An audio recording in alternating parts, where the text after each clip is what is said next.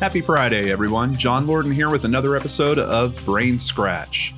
Got what I consider a bit of a classic BrainScratch for you guys today, but before we get into that, I want to let you know about a collaboration that I've done with Danelle Hallan. We are concluding kind of our analysis on the Christian Andreacchio case. That's the case I've been covering on BrainScratch for the past 2 weeks. You want to head over to Danielle's channel. It's going to be released on Saturday, June 22nd. And she's going to do a recap of the case, but near the end of the video segment, I will jump on with her and we're going to share some thoughts and things that we learned at the PI experience at CrimeCon. On top of that, there is a new deep dive podcast working on that particular case. It's called Culpable. So by the end of the episode today, stick around until the end. I'm going to share a preview of Culpable with all of you here on BrainScratch. So let's get to today's case. There's a lot of legends of ghost ships, some of them tied to true events, some of them more in the folklore area. But there's one story that I bumped into that seems to have a real tragedy behind it and a lot of big unanswered questions, but it kind of gets lumped in with these ghost ship stories. So let's start at a website called boatingmag.com. This is an article they've put together of 5 famous ghost ships, and let's learn about what we're going to dive into today. Kaz II, and this is actually a picture of the catamaran Kaz II here. The mystery behind the catamaran known as Kaz II remains unexplained, though investigators have attempted to piece together the events leading up to the ship's discovery. In 2007, Kaz II was found drifting off the coast of Australia, and the 3-man crew, the owner and his neighbors, actually one of them was his neighbor, we'll get into more details, was nowhere to be found. The table was set with food waiting to be eaten. A laptop was turned on and fully functional. Kaz II's radio and GPS were operational, and the life jackets were still on board. It was truly a ghostly scene. BrainScratch actually started by me looking into a case that was kind of being fodder for ghost storytelling. So there's something about even how this is being represented. And this is a boating magazine. This isn't a paranormal channel or something like that, where I don't know, there's just something that kind of hits at my core when I see a real event, 3 lives lost, and it's kind of being recited as a ghost story. So can we drill into the facts here? Can we come to some reasonable conclusion about what happened to these 3 men? Can we learn more about them? Yes, we can. We're going to do all that here today. Let's start with jumping into Wikipedia just to get some details on the actual boat. The Kaz II, dubbed the Ghost Yacht, is a 9.8 meter catamaran, which was found drifting 88 nautical miles off the northeastern coast of Australia on the 20th of April, 2007. The fate of its 3-man crew remains unknown. The 3-man crew is Derek Batten, Peter Tunstead, and James Tunstead. And Derek was 56, Peter was 69, and his brother James was 63. So there was an inquest into this. Here's a photo of the 3 gentlemen. That is, he goes actually by Derek right in the middle. I believe this is Peter on the right.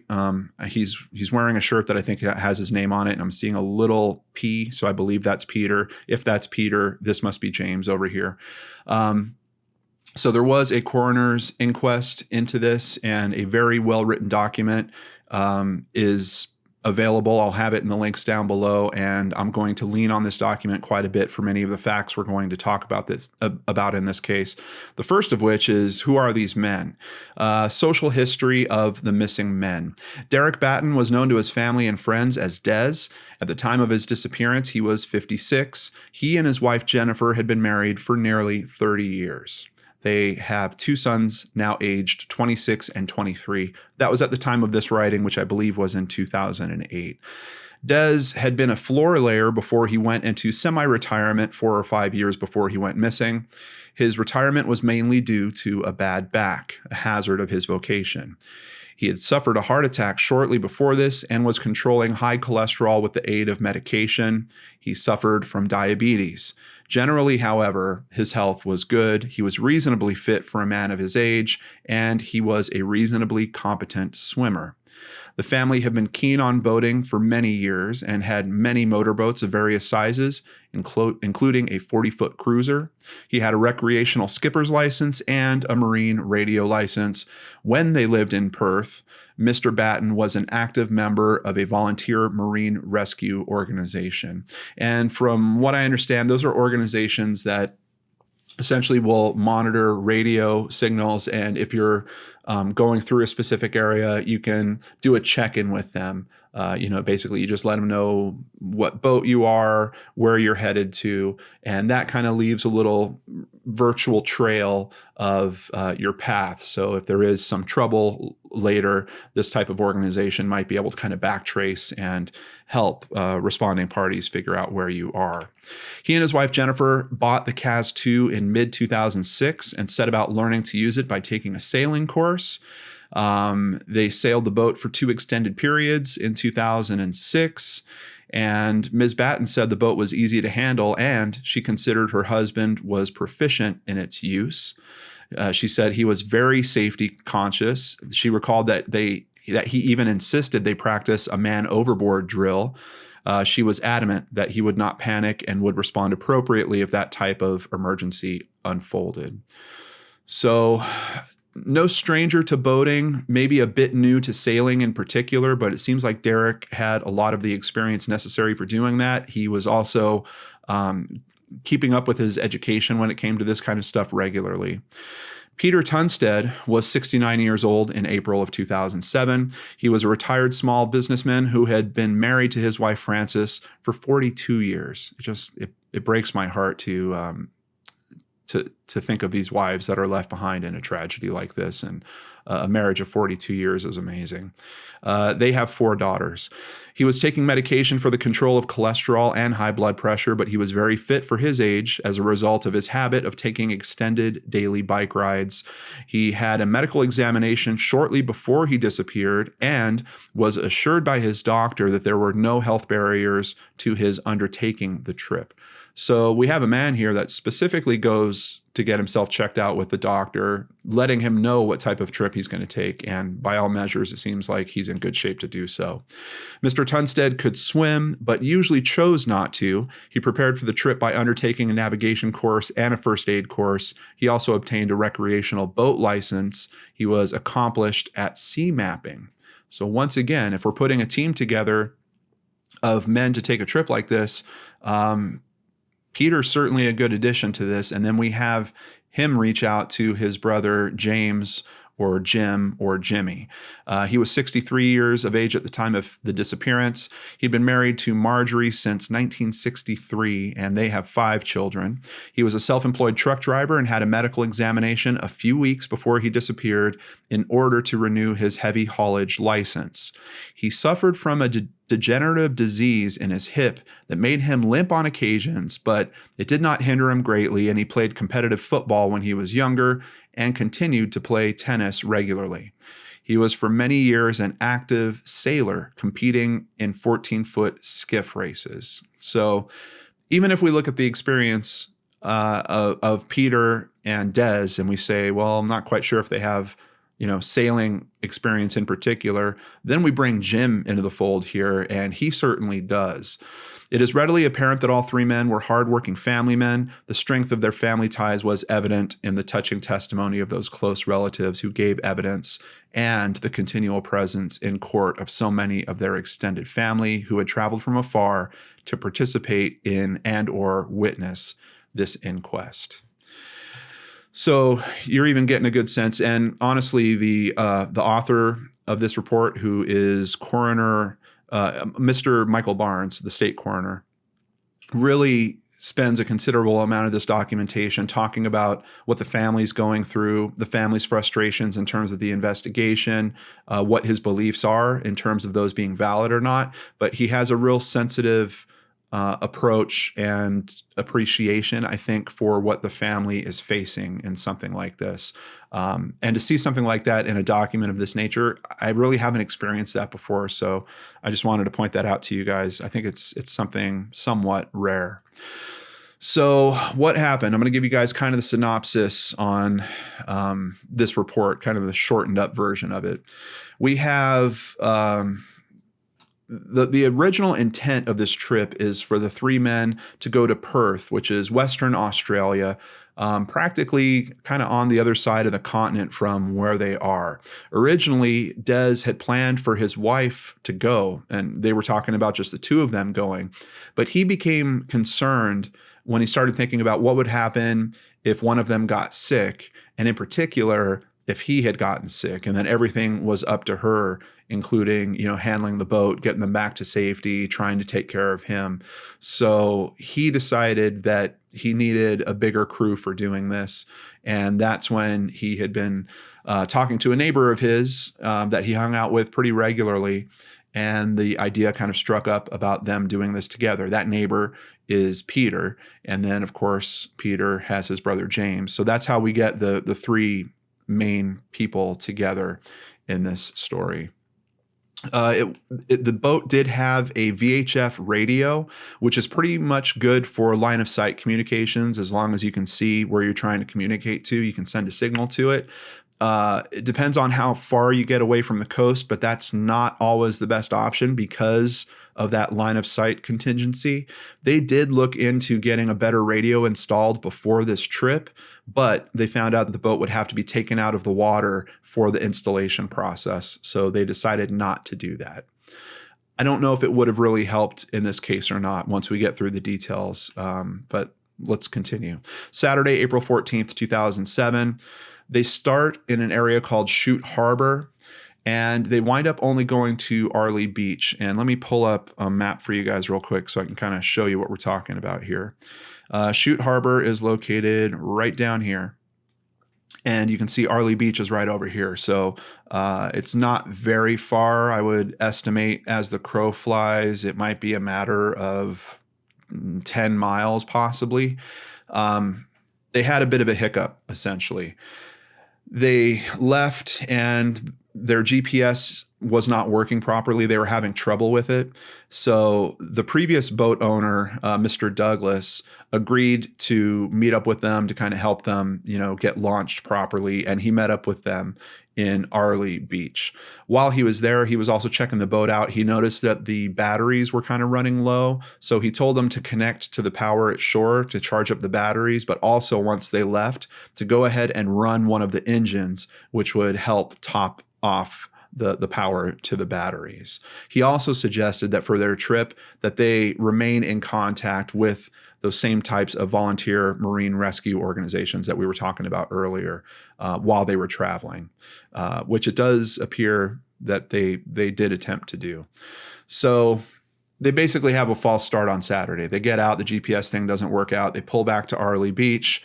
Their friend comes out, helps them straighten that out. They wait until the following morning to leave again. Sunday, April 15th, 2007, they finally leave Arley Beach. There is a phone call that happens sometime around 9:30. Peter's wife calls Jim's cell phone, and I kind of get the feeling that either Jim was the only one to have a cell phone or maybe his was the only one in service. It's just kind of weird that she's calling, her brother-in-law to reach her husband, but she does get in touch with Jim. They speak for a while. She says everything seemed like it was going well. They said the boat was working fine. No problems there. Around 10 a.m., Jim uses a camcorder and makes a videotape of what's going on the boat. And we're able to tell where they were at that time because of that videotape. There's kind of a triangulation of islands that shows up in the videotape. Right in here. So around 10 a.m., they're kind of in the middle of these three islands now. Also seen in the videotape, Des is having coffee. Peter is fishing. The sea looks choppy with occasional whitecaps. The safety line to what's known as the sugar scoops are down. So what this is this boat has, safety lines all around the side of it. Actually, if I bring up the picture again, you can get a bit of a sense of that. Let me jump over there. So you can see there's safety lines that go all the way around this boat. But on the back end, this what's called a sugar scoop area kind of drops down close to the water. And there are lines that you can kind of unclick. So if you want to, for instance, go for a swim back there, you can do that. As a matter of fact, I believe it's on this side, there's a little ladder that folds down so you can get back out of the water if you do happen to go for a swim there. Another thing to consider here is take a look at this dinghy. There is essentially another kind of full-size boat riding on the back of this catamaran. And when they find it, that boat is still there with no sign of the men. Another thing to notice in this picture is take a look at that sail. Looks really, really tore up.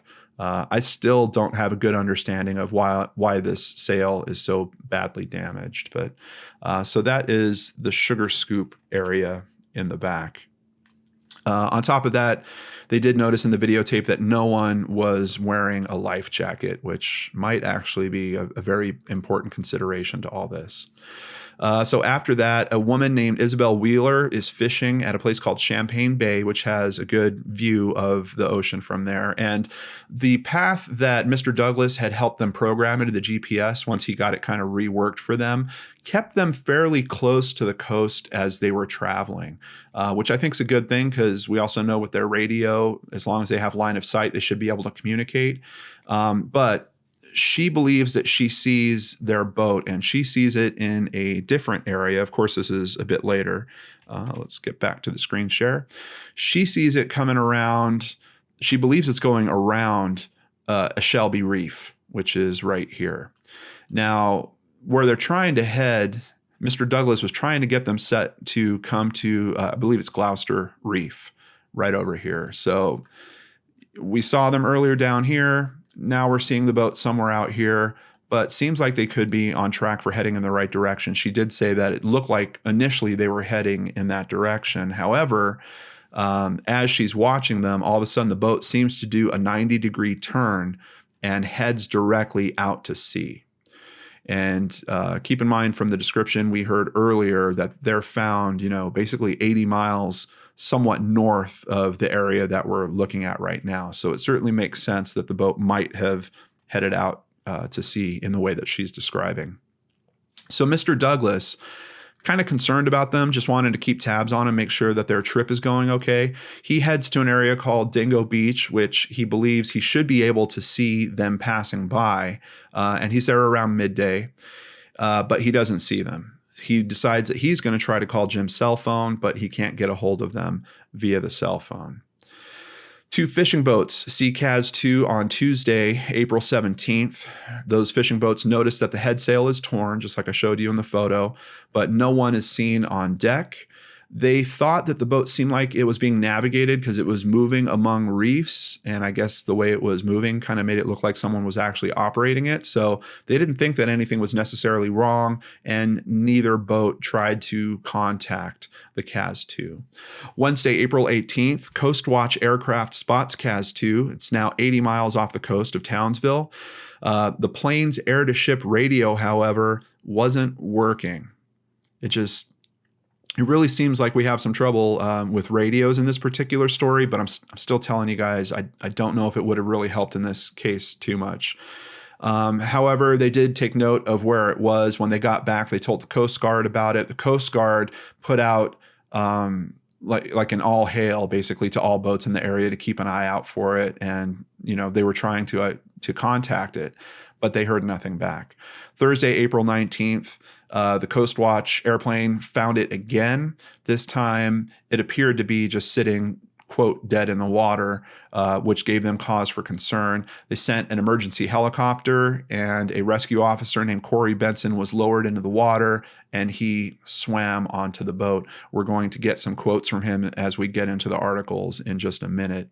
One additional piece of info I wanted to share with you guys was later analysis showed that the boat had some maintenance issues, but only that would affect reverse which Mr. Douglas says he actually saw it doing reverse maneuvers, so he didn't think that there was a problem with that when they were leaving.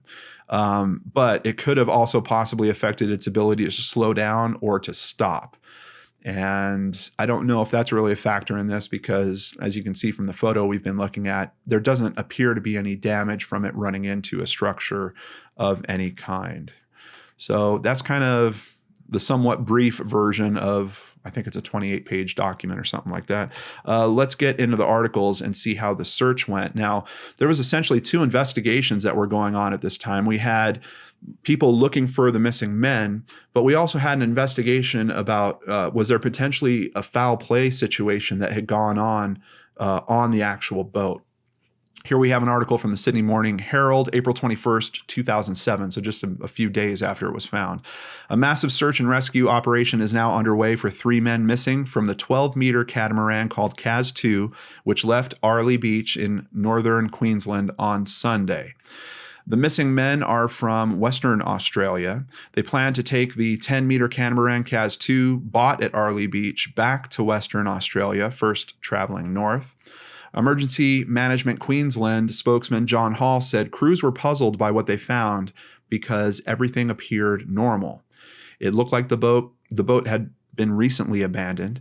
The engine was still running in neutral, but one of the sails had been damaged, Mr. Hall said. There was a laptop computer on board and running with power. The computers on board were running. All of their clothing was still there. The table was actually set for a meal with food and cutlery in place. The radio was working. The GPS was working, and things below deck were normal except for the absence of crew. The GPS will be analyzed for clues. They actually do analyze the GPS, and unfortunately, it has a limited amount of memory, and it starts deleting the older data. So they didn't have a complete trail of where it went, but they did have a trail of kind of recent points that they could kind of map out to see the travel that it had gone. And basically, it just matches up with where the known sightings are, and of course, the triangulation they did with the videotape. Search and rescue teams say sailing conditions when the men set off were rough. The wind was at 30 knots and the waves were rising, said a spokesman for the Australian Maritime Safety Authority. That might explain some of the damage that we're seeing to the sail there. Could that be a factor in their disappearance as well? I certainly think so. 10 planes and 2 Queensland Emergency Service helicopters are searching in an area spanning 700 nautical square miles along the outer Great Barrier Reef. Police said 4 volunteer rescue boats are scanning the area by sea. Jumping over to an article called Lost in Paradise. This one posted May 5th, 2007.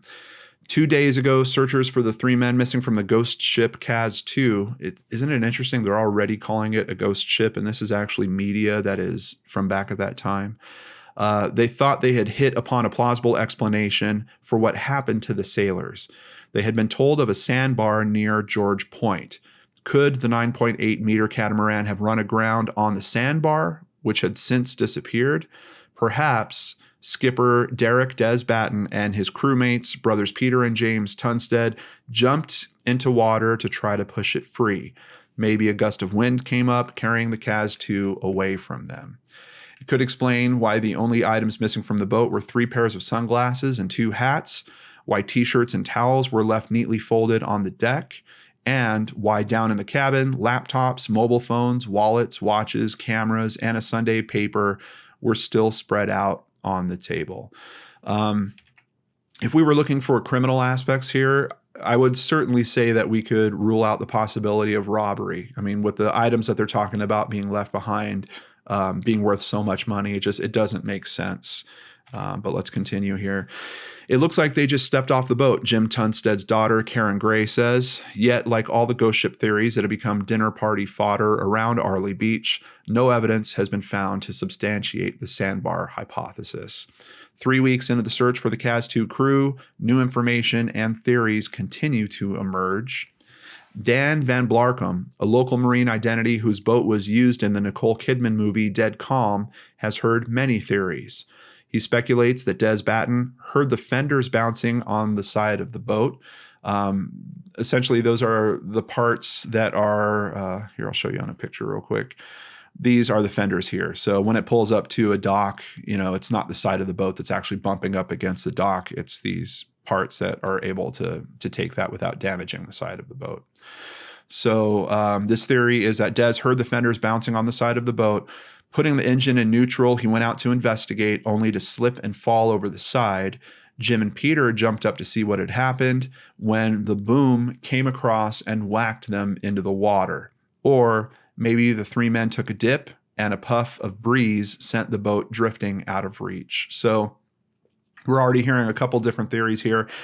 From what I understand, those fenders, I don't know why that noise would have bothered him at that point. They're always out there. And this is at least his third trip on that ship. So I'm pretty sure he would have been used to hearing that noise. So I don't know how viable this theory is. Interestingly, his other one about the men taking a dip and then a puff of breeze, sent the boat drifting out of reach. I don't know if people would really decide to take a swim while the sails were still down. I don't do any of this myself, so I don't know what the feasibility of that is. Seems kind of risky to me. I would think that if someone was going to stop to take a swim, they would probably, drop the sails, but I don't know. Then there are the more sinister theories. As in Dead Calm, pirates could have pulled up alongside the boat, hence the fenders. So what they're pointing out here is typically fenders are put out as you're actually coming up to an item that you might bump up against. But this boat in particular has fenders on both sides, and there's several people that say that it usually had them and they were usually out. So it's not kind of a hard, fast rule that the fenders are always brought in and they shouldn't have been out unless they were, docking with another ship or docking at a dock somewhere. But it does come up even in the coroner's information because people are trying to point out that, hey, look, someone must have been there because they had their fenders out. Maybe, but it doesn't really make sense when they have fenders on both sides. I mean, are they meeting up with two boats out in that location? I don't know. I seem to believe that the fenders were probably just left out all the time. The Tunstead brothers and Mr. Batten could have been part of a drug ring picked up by their accomplices with a briefcase full of cash, or maybe they are insurance fraudsters who used a speedboat to leave. As you can see, the theories just get wild very, very quickly. And honestly, we're not even close to the wildest of theories. Just stay tuned. But police are adamant the men did not stage their disappearance. A marine surveyor who inspected the yacht failed to find anything wrong with it. Ms. Gray doubts the sailors were washed overboard as the weather was calm and there was no sign of water on the boat. Well, interestingly, we heard that quote earlier. The weather wasn't quite calm when they left, but having no sign of water on the boat is an interesting aspect. Plus, we know that there is a rescue person that gets on the boat, so he might be able to give us some information about, was that boat really kicked around? I mean, was the place a mess just from it being tossed about? We'll get to his info here pretty soon. She cannot believe they would have gone swimming and become separated from the Kaz II. Dad doesn't go for a swim if it's 55 in the shade. If the men had died in the ocean, their bodies would have been expected to float to the surface within 3 days. If they had made it ashore on one of the Whitsunday 74 islands, the extensive sea and air search should have detected them by now. Not a shred of evidence has washed up with the tides. Police are likely to consign the case of the ghost ship to the Unsolved Mysteries file. Unless we find the proverbial note in the bottle, we'll never know for certain why they got out of the boat, a senior Townsville police source said. It is certainly a mystery, and you can see people are racking their brains and even reaching, the whole aspect of maybe they were drug dealers and there's a case of cash and they jump on a speedboat. I feel like someone just watched an episode of Miami Vice before they made that comment. Fate of ghost boat crew swallowed by the sea. This is an article from September 1st, 2007. Fate came without warning, fast and fatal, perhaps only 4 hours after the Kaz II set out on an 8-week voyage halfway around Australia. They weren't novices, definitely not. They were experienced sailors. They knew what they were doing, where they were going, said Shane Tunstead, 43, son of James. Rescue officer Corey Benson was winched down to the boat. It was quiet, still, kind of eerie, he said. The engine was idling in neutral, done usually to charge the batteries for lighting and navigation equipment. The navigation lights on the mast were on. A skiff with an outboard motor hung from its davits over the stern. There was no sign of disorder, no indication that an emergency had beset the crew. So this is a guy that is basically first on the scene. If there was some type of weather event that could have thrown them overboard, I would have to think that he would see indications of that down below. I mean, they've got their stuff out. They've got a laptop set up. The kitchen table is set up. There's a lot of items that could have been kicked around and moved and might have given them some indicator there. We're really not getting that. And of course, that's just adding to this mystery. What the heck? Where are these guys? The cabin hatch was open. Down below, no lights were on, but the GPS computer was logging Kaz II's progress. There was a second laptop, along with 2 mobile phones and a wristwatch. A wallet and a newspaper were on the galley table. The bunks had been slept in. Clothes and gear were in place. There was an A4 size log that showed their planned destinations. They had prepared thoroughly. There is absolutely no evidence to suggest that violence or foul play were involved, said Chief Superintendent Roy Wall, who commanded the sea and air search from Townsville. Something, we don't know what, went badly amiss. For a while, interest was aroused by 3 fenders that were hanging over the port side with a 4th to starboard. Fenders are used as buffers to protect the hull from a wharf when it's berthed or a boat which has come alongside. Were the crew the victims of pirates or drug runners? Nonsense, says Chief Superintendent Wall. There are no pirates in the Whitsundays, and if there were, they would have looted the boat and taken the Kaz II under tow to sell it elsewhere. And drug runners? Sheer fantasy. What business would 3 nice old blokes from Perth have with North Queensland narcotics dealers? The most likely explanation is that the crew neglected to haul in the fenders when they left Arley Beach. There is, however, another mystery within the bigger mystery. At 6:45 p.m. on the day of their departure, a radio message was received by a shore monitor run by the Queensland Volunteer Marine Rescue from the Kaz II, giving a position off George Point. It was a routine position report giving no further information. A difficulty for police is that they were not told about the radio message until Monday, April 23rd, 8 days after it was received, a day after the Air and Sea Rescue was called off. No one, however, doubts the veracity of the radio operator who took the message. Now, the longer report goes into much more detail about this. It seems like the person that took the message might have not logged it when the message actually came in. And then several days later, he's hearing about everyone looking for the Kaz II. He thought it was actually called the Cav, K-A-V-2, when it had radioed in. But the coroner basically believes that because he heard all this noise about it and then he recalled that he had received a check-in from that he added it to the log several days later and that he basically got the time wrong. It doesn't make sense that that Kaz II would have called at 6:45 that night. We're pretty sure that, the people that are doing the work on this case are pretty sure that what happened to them probably happened a matter of about 4 hours after they left Arley Beach. But a problem arises. Kaz II intended to be off George Point about lunchtime, a good 6 hours earlier. Against this scenario, the radio message is out of time and place. Police and searchers agree that something happened about 11 a.m. Paul Gray, son-in-law of James, said they never made the turn. Something went wrong. Mr. Gray tends to believe that one of the crew, most likely one of the brothers, because Mr. Batten was in the cockpit at the helm, went overboard, and that in a moment of unhesitating sacrifice, one crewman went into the sea to save him. They were in trouble, and the third crewman went to help and went into the sea too.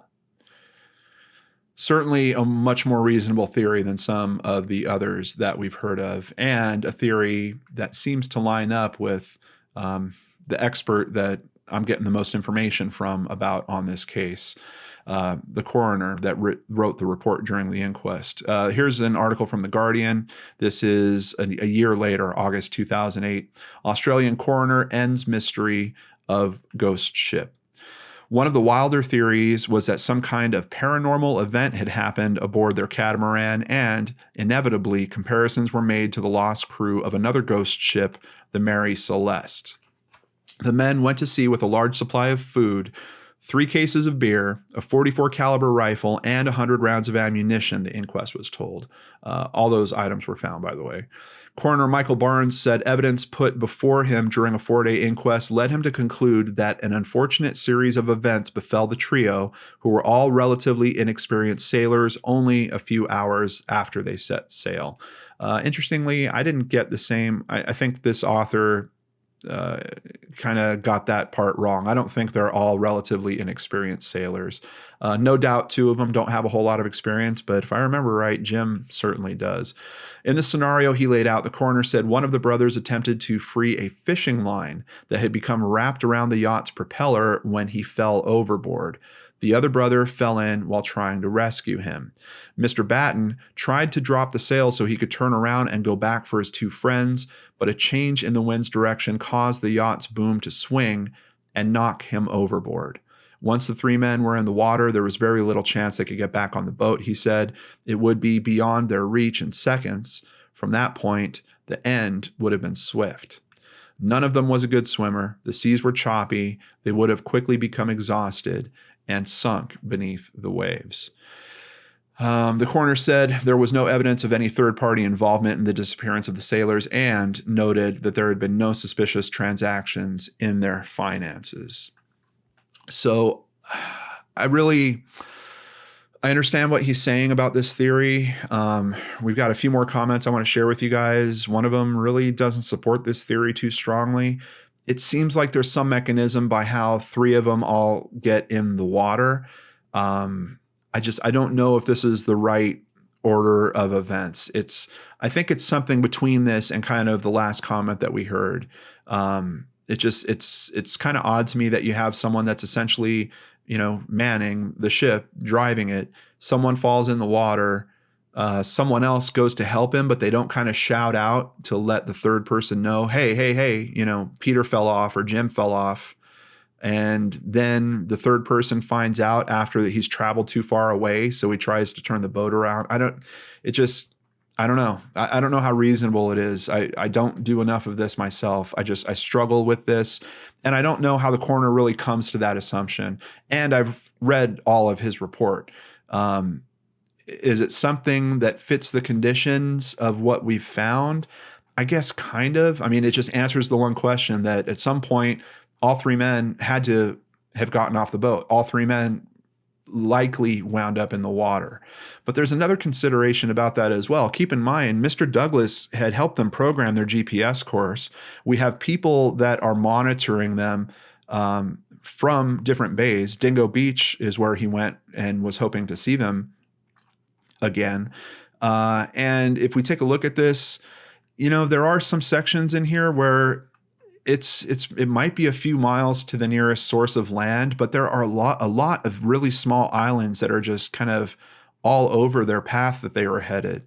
For example, if something would have happened around the 10 o'clock time when we know they were kind of in between these islands here, it wouldn't have been that long of a swim. All things said, we're talking about men that are in their late 50s, early 60s. But at this point, if it was right in the middle of these 4 islands, it's maybe 1.5 miles to most of those other islands there. So I don't think it would have happened there. Between there and where the boat is sighted by the woman that is at Champagne Bay, there is a pretty good open area. And this is probably the riskiest of it, because if it was somewhere in the middle of this, we're looking at a good 3 to 4 miles in the water before you can get to any land source. So certainly a possibility of that there. So what about these paranormal theories that are kicking up around this? We're going to jump over to the paranormalguide.com. What else could have happened to these men? There is the hypothesis put forth by cryptozoologists that the ship may have been attacked by a giant or colossal squid. The torn sails may support a kraken attack, but if this is the case, no evidence was found to support a monstrous encounter, none given publicly anyway. I'm just going to put my mind in the mindset, what if there was a kraken? What if there was something that side that could have attacked a boat like this and knocked these 3 men off the boat? I would think there would be some other damage to the top side beyond just the tearing of the sails. like the mast being damaged or one of the poles being damaged, or how about just these little side rails that you can actually see in this picture here being damaged or dented or shown that there was something that came across them. Keep in mind, we have folded up shirts and towels that are found on this when the rescue guy gets there. So a Kraken attack, personally, I'm not seeing information to really support that. In an episode of the Discovery Channel TV show Weird or What, a psychotherapist by the name of Barbara Lamb put forth her theory that a UFO, or rather a USO, a unidentified sea object, took the men and are possibly being held captive by extraterrestrials who travel through the oceans in underwater vessels. How do they support that? They then talk about the fact that there's people that say in Australia at that time that they saw UFOs. So these are underwater vessels that also fly around for some reason. I don't know. I'm really struggling with that theory as well. And then, of course, it asks at the end, what do you think happened to these three sailors? I think it's somewhere much more between where we heard the family member and the coroner's position. At Reddit, we can see Toothpaste and Cocaine, that's a heck of a username, says, I think it wasn't a Kraken. And I think I'm agreeing with them. One other interesting consideration to share from this Reddit thread posted by Fox Fryer. I take issue with this part of the theory. As he left the helm to drop the sails, a deviation of the ship's course or wind direction could have easily caused a jibe, swinging the boom across the deck and knocking Batten overboard.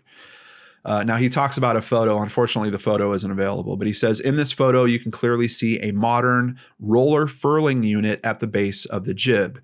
In these systems, you don't really drop the jib sail. The whole point of these systems is that you operate or roll up the jib from the helm position. There's no reason for Batten to ever leave the cockpit in order to drop any of the sails. Another interesting aspect is look where the cockpit position is. I mean, he's essentially standing back here, and they're talking about the fishing line. If we look at the fishing line being caught in the propeller theory, that would have been off the back of the boat. So he would have been very close to seeing what was going on. And if one man jumped in, he'd be in perfect position to see all of that happening. So assuming that there was some type of emergency and he had to turn this around, why would he have gone outside of the cockpit position at all? In particular, with the information from the Reddit post, I don't know if it makes a whole lot of sense. Maybe there are some expert brain scratchers in terms of sailing and boating out there that can help shed some more light on this for the rest of us. So what happened to the Kaz II, everyone? This is where I turn it over to you. Let's talk about it in the comments below. And I'm really hoping that there's some brain scratchers with better knowledge about boats than myself on this. I'm really wondering what happened to that sail. That thing looks seriously, seriously shredded. We know the engine is running, but it's in an idle state. So it's not like the boat is being pushed one direction and the wind is, shredding the sail because of it being pushed another direction. What happened here? I'm not sure. But, ghost boat legends, they don't stop. They seem to hold on. I mean, the Mary Celeste story is from, 150 years ago or something like that. And believe it or not, even around this time, even the same month that this happened, second ghost ship found off Queensland coast, April 24th, 2007. Another unmanned vessel has been discovered floating off coast of Queensland. The 6-meter barnacle-encrusted fiberglass boat, which was yesterday spotted in waters off the Sunshine Coast, is the second mystery vessel to be found in Queensland waters in less than a week. The boat was found upturned and adrift with the keys still in the ignition and a tank full of fuel. Fishing gear and scuba diving equipment were retrieved from the vessel, and both outboard motors were still intact. And the mysteries keep on coming. All right, everyone. Before we end today's video, I want to give a very big thank you for making PayPal donations to both Minot and Courtney Yount, or Yount. Hope I'm saying that right, Courtney. Thank you both. I truly appreciate that. If you want to make a PayPal donation, you can do that at www.lordandarts.com. Also, a very big thank you to new patrons, K-Tech, who is a person named Kevin that's related to a Searchlight case that I covered recently, and I just wanted to thank him. He really didn't have to do that. And Carol. And of course, if you want to become a patron, guess where you can do that? www.lordenarts.com. All right, this is where I'm going to hand it off to the promo for Culpable. I really hope that you guys have followed along watching the BrainScratch episodes for the past 2 weeks. And if you want to dive even deeper into the case of Christian Andreacchio, you can do it with Culpable. This season on Culpable. It should have been blood everywhere. Everywhere. And it wasn't. That bathroom was cleaned up, or he was not shot in that room, one of the two. So somebody somewhere is lying. So why wouldn't you have talked to these people? I mean, there's a whole slew of people that probably know what happened. They'll start talking. I think someone was involved in the case, in the murder, that they didn't want coming out. You know, they didn't come to light. I mean, what are they hiding? Just give it to them. The manner of death for Christian Andreacchio is homicide. And I've signed my name to that in my report, and I would testify to that in court in a heartbeat. You're almost there to where they're going to have to pay attention to you. All right, wait, they're pulling out. They're coming your way. Get ready to tail. Wait, don't move yet. What's up, man? Hey, dude. Yeah, they're talking to her now, and they're recording it. I think he knows 100% what happened. I just don't think he's giving it up. From the team that brought you To Live and Die in LA and Up and Vanished comes an all-new investigative podcast. Hear the story of a young man with a promising future whose life met a tragic end, and a grieving family's ongoing fight for justice. Culpable is available now. Search Culpable wherever you're listening to this podcast and subscribe.